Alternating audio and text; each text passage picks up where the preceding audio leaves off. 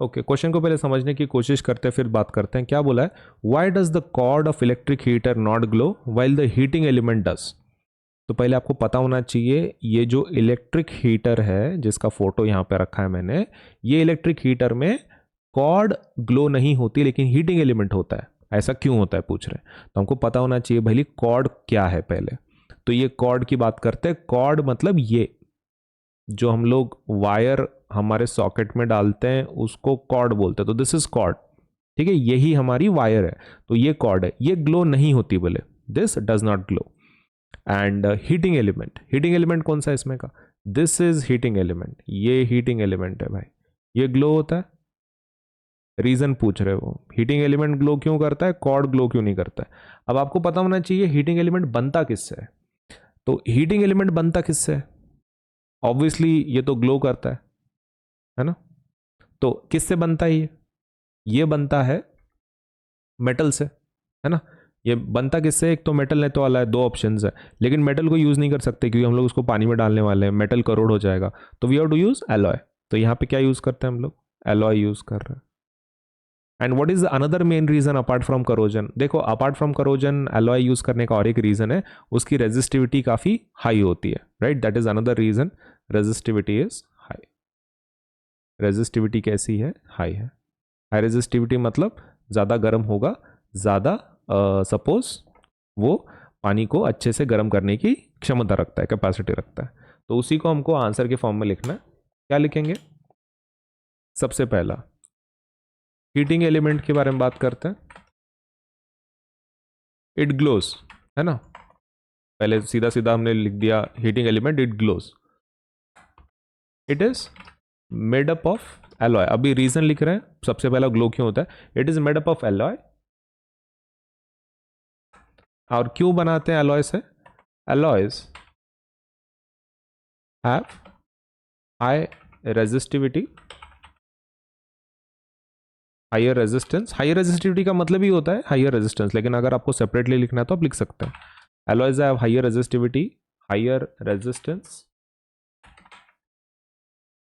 Because of which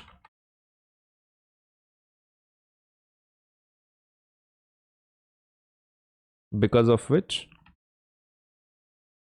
it gets heated properly, है ना। heat is directly proportional to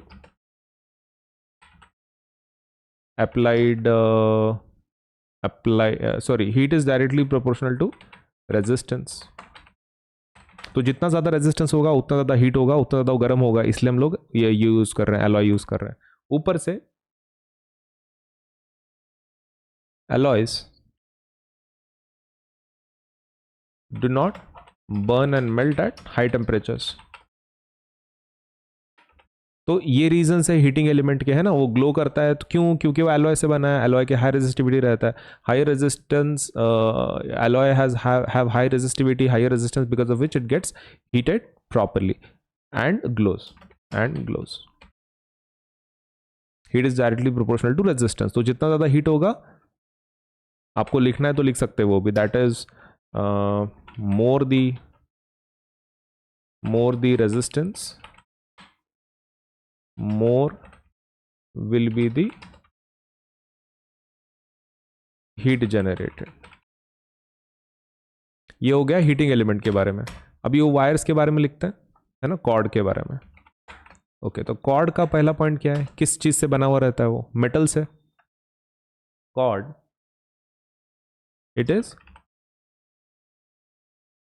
it does not glow,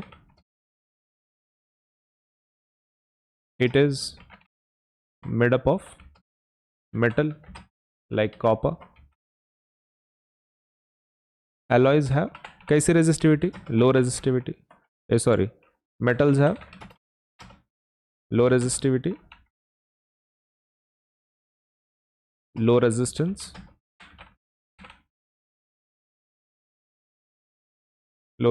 because of which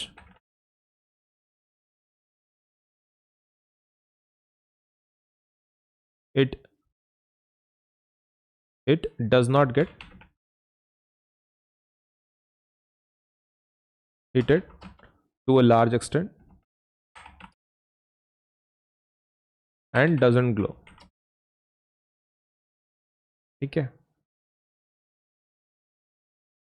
I think अभी this is sufficient.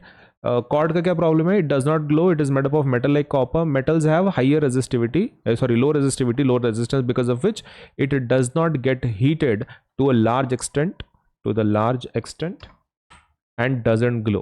तो बस इस हिसाब से आपको आंसर लिखना है एग्जामिनेशन में.